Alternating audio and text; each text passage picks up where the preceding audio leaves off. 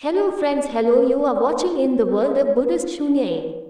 All rights reserved. FIRSTCRY and Tele-Education. HOMEPAGESTORIES. Stories. The story of Buddha for kids.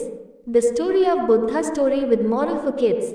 In this article, origin and history of the story of Buddha. Story type, story characters. The story of Buddha for children. Story summary. What lesson will your child learn from this story? How can children apply the lesson of this story in their real life?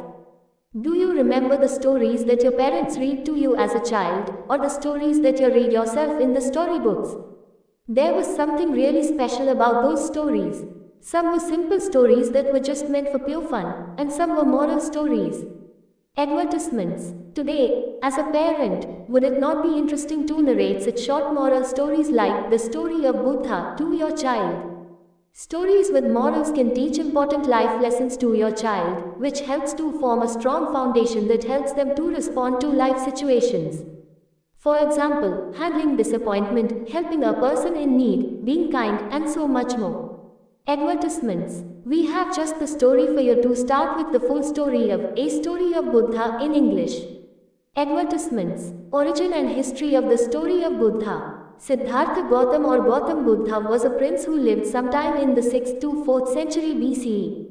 He was born near the border of India and Nepal. Though Buddha lived centuries ago, his birthday is still celebrated as Buddha Jayanti in India.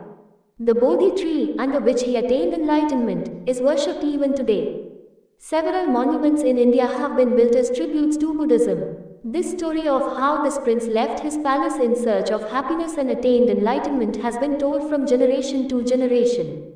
Advertisements. Story type. The story is a real story of how Prince Siddhartha attained enlightenment and came to be known as Gautam Buddha.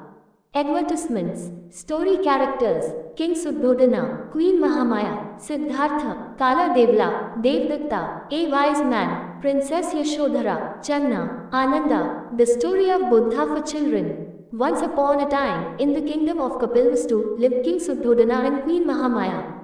The queen gave birth to a lovely boy at Lumbini Gardens. The king and the queen named their son Siddhartha. Unfortunately, the queen died 7 days later after the boy was born. When Siddhartha was growing up, a wise man named Kala Devla informed King Suddhodana that his son would witness things that would make him miserable and led him to flee to the jungle. As a result, the king never let his son leave the royal walls.